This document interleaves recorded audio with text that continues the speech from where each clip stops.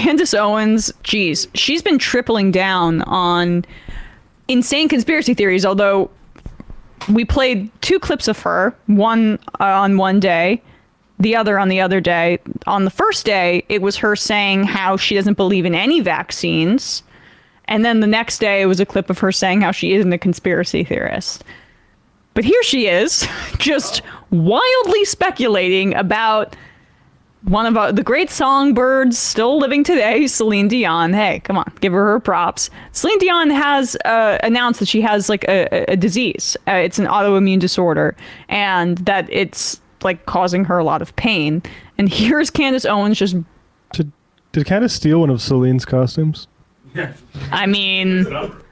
She doesn't. She can't rock it like Celine can. I'll tell you that. That's like. It also looks like a colonial outfit. I was just. Strange. I mean. Plantation mistress outfit. I mean, not to.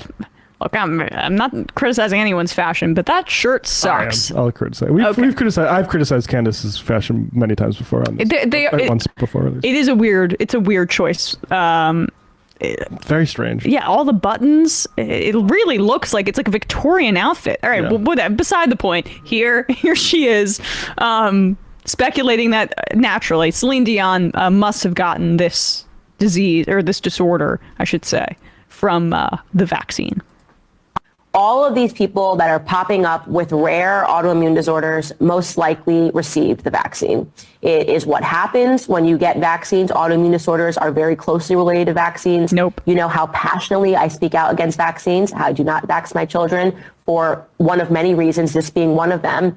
And I saw live what happened to a girl that was working for me, working for my children. She got the COVID vaccine, and then she developed, her and her father both developed an autoimmune disorder, a rare autoimmune disorder, and she fell apart in the weeks that followed. She was sick. She couldn't get out of bed. She was calling out of work saying that they don't know what's wrong with her. She was going in and out for tests. She only got one vaccine, by the way. She only got the first shot. And both her and her father both developed autoimmune disorders. And it's because when you are inserting something into your body that is foreign, you are forcing your body to have an unnatural... Pause. Right. You know, something in your body that's foreign, like the novel coronavirus? Yeah, these autoimmune responses are symptoms of being infected with coronavirus itself.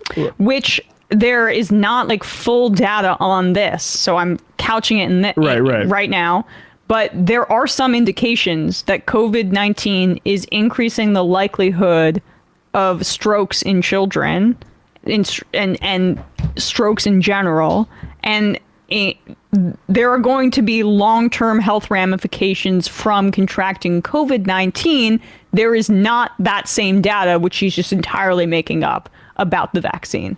Creating an autoimmune disorder, it's much more likely that you would be having long COVID symptoms, and that's not the disorder that, of course, that Celine Dion was diagnosed with, which she's just like speculating about. She also did this about another celebrity. Was it Bob Saget died? She did this about Bob Saget, and we found out. Of course, that's not the case. Of course, an accident. Like yes, and I'm like, whatever. Go on that. Sorry. No, I go ahead. That was really it. It's just like what we are seeing, and there is not conclusive health data on this. I am repeating this, but that there are different symptoms that people are still facing from having COVID multiple times and not being vaccinated. Long-term health ramifications that might include strokes as well. Yeah, this is the same thing as the myocarditis scare that a lot of charlatans like to pretend like, oh no, I'm just worried about these myocarditis cases that happen post-vax, and you actually look at it and myocarditis was even more common after COVID infections. A lot more, I think. And so like... And then you have the same people saying, well, everyone's going to get COVID. Well, it's like they should get something to mitigate how that how bad it affects them because of these sorts of things we can't predict from a novel virus. It's like saying, like, I'm going to get the flu, so I'm not going to take any like precautions or medication. Well, I mean, that's actually that's not even a good example because she's against all vaccines. I forgot. Yeah, she's a complete lunatic. Yes, never mind. Keep going.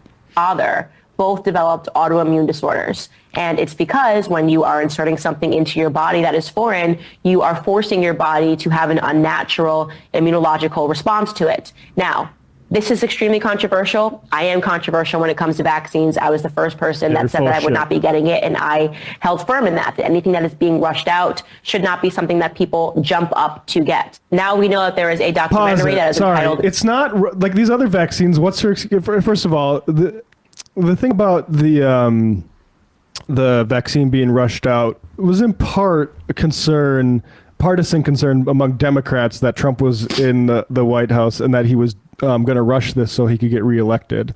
When you actually look at it, this technology has been sort of knocking around for a while, and it took a emergency for the state to say, hey, pharma companies, do this shit finally. We'll give you a bunch of guarantees financially so you can do it. So that's why it came out of ostensibly nowhere, is because it was pre-existing technology that capitalism wasn't actually exploiting to its full benefit, because that's not what capitalism does. It'd rather look for boner pills and baldness medication. Yeah, those are those are money makers as opposed to exploring coronavirus or vaccines. And also, you should say, like, where this really hurts a lot of people is in their lack of exploration into rare disorders like the ones that she's describing here, because it only would serve a small number of people. They might not, some medication you might not need to take it every day, and so it doesn't increase profit margins to that degree.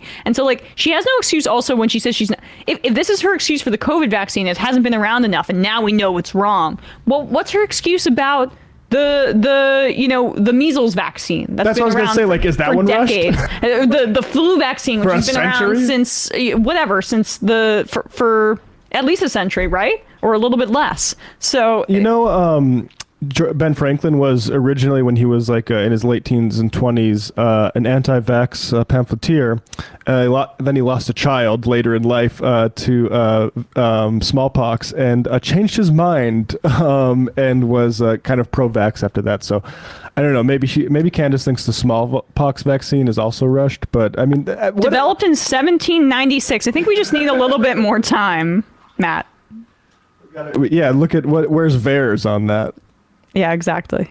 First person that said that I would not be getting it, and I held firm in that anything that is being rushed out should not be something that people jump up to get. Now we know that there is a documentary that is entitled Died Suddenly. I have not seen it yet, but people were telling me about it and saying, oh my goodness, it has really opened their eyes about what is happening with the COVID vaccines. Coroners that are afraid to talk about what they are seeing, and all of these young people that are suddenly dying. Celine Dion is young. She's 54 years young. The idea that she has suddenly developed some autoimmune disorder, and we know that she's in Canada. We know Canada's perspectives on the lockdowns, trying to mandate people to get the vaccines.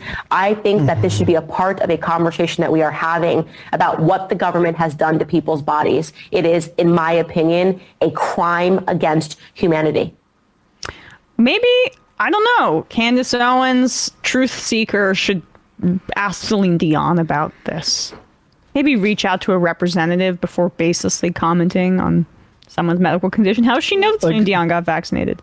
I'm not convinced that there is a problem of people dropping dead from ailments. Well, did you see Died Suddenly, the documentary she's referencing? I think maybe there could be some sort of bias in terms of, you're looking for these sorts of things now, and when they happen, tragically, there's a little bit of confirmation bias. But I would say that if there is something like this happening, it's probably because there was a novel coronavirus who's worked its way through people's immune systems for over 2 years. You want to hear about this project, Died Suddenly? It is a movie from far-right podcaster and COVID conspiracy theorist named Stu Peters. And He's crazy. Stu Peters. Stupiders. Oh. He's a psycho. Okay. His name fast, it's stupid. I mean, that is... seems almost intentional. Stu Peters. Stupider. And it's been, as far as things go, a genuinely viral sensation in a certain corner of the media marketplace, Vice writes. I haven't heard about it. Did you? Oh, among other things, Marjorie Taylor Greene has tweeted about it, and Google Trends show a pronounced spike in searches for the term Died Suddenly. I just added to that. Around the time the film was released, the film has more than 12 million views on Rumble, the alternative video platform backed by conservative venture capitalists, including Peter Thiel and J.D. Vance. The film also has a verified Twitter profile. So it's very official. Thank you, Elon, for that. Briefly, the film's main claim is that COVID vaccines are causing people to suddenly drop dead, and the proof is in the type of blood clots that embalmers are seeing in the bodies they prepare for burial. Yeah, so they're doing a thorough. If there's one man who's going to break that case embalmers. open, it's Stu Peters. As countless debunking articles have pointed out, the blood clot claim has several clear issues. Embalmers aren't usually medical professionals and wouldn't be in a position to know someone's medical history or cause of death. It's often like political appointments and stuff like that. Or I can't remember. There's been someone did an expose. I don't know if it was Oliver or someone on the mortuary industry and how understaffed and under maybe regulated it is. And how much they could be. For instance. A cop comes in and say, hey, we need this to say this.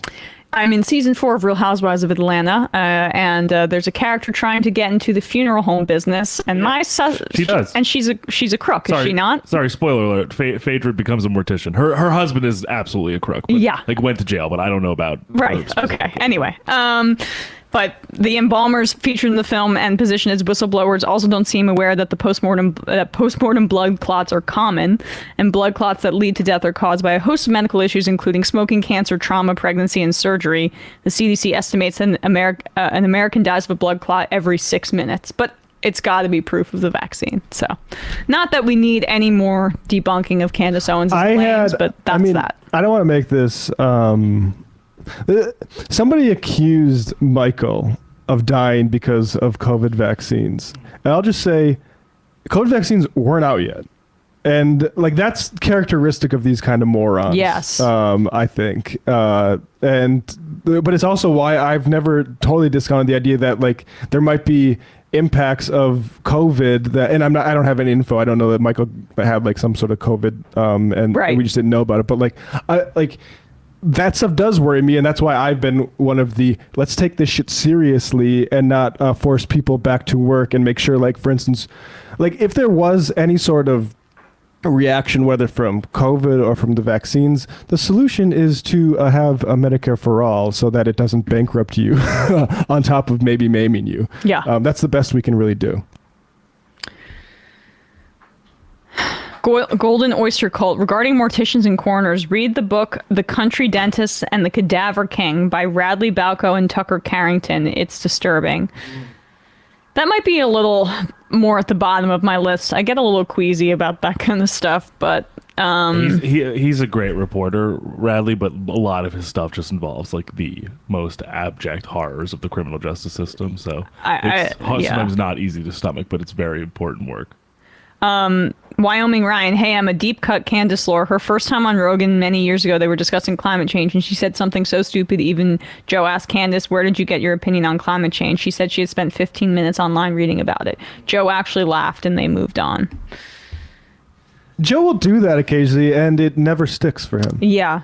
And then those anomalies are, like, I think sometimes used to prove that he's reasonable, but it's a drop in a bucket.